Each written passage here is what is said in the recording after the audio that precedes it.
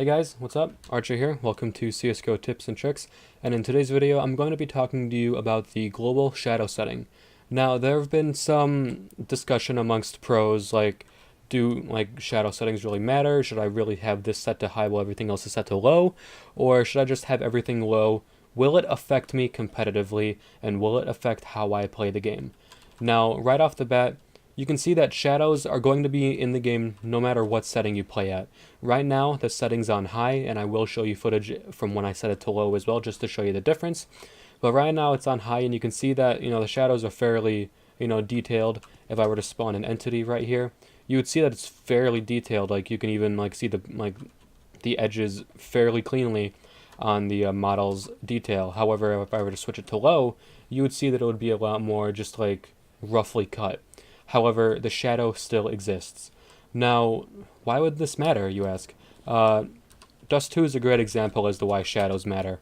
So, for example, say you're moving up Catwalk, and for some reason you're right here. But you're waiting right here. Before you even see him, you can see a shadow. So you can be aiming up here and see the shadow in your peripheral, and already know that somebody's coming, and be that much more prepared.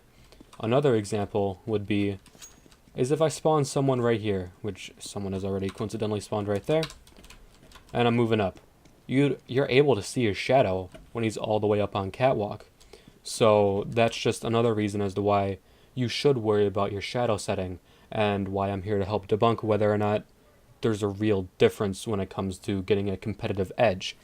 So I'm going to be moving on to showing you the differences between high and low, starting with high, which you see right now, and next it'll be low. Alright, so now the global shadow settings are on very low. Low, it doesn't really matter, they're the same thing. But on very low, you could see that it's much more roughly cut out. It's not as defined as the high was. And even when we go around, there's still shadows everywhere. They're just much more roughly cut, which could have its pros and cons depending on how you want to see it. If you want to have aesthetically pleasing shadows, whatever, you can go to high if you want and just have rounded out shadows if you really want to. However, if you set it to very low, you're still going to have shadows that you can see. And just from my point of view, if I'm over here, sure, the shadow doesn't pop up until I'm right here, but that's really no threat. In fact, this guy's not a threat until I get to right here. So when the shadow pops up, I can clearly see it. I can clearly see its outline. I can clearly see that it's not a part of the building or anything like that, and that it's clearly an entity. So if I set it to very low, I can see it clearly cut out amongst everything else. However, if I set it to high, it's just more smoothed out.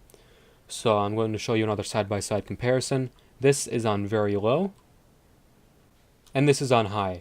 So, like I said, the differences are fairly immense, with very low having just a cardboard cutout esque for the knees, and global shadow just having the smooth rounded out.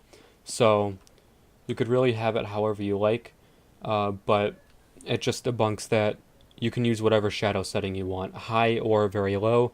In fact, if you use very low, you could probably manage to scrape some more FPS into your gameplay as well, if you really need just that much more FPS to help you out, or whatever. So that's really all there is to it for global shadow setting. Thank you guys so much for watching. Hopefully this answers a question that you had. And that's it. I am Archer, and I am signing out.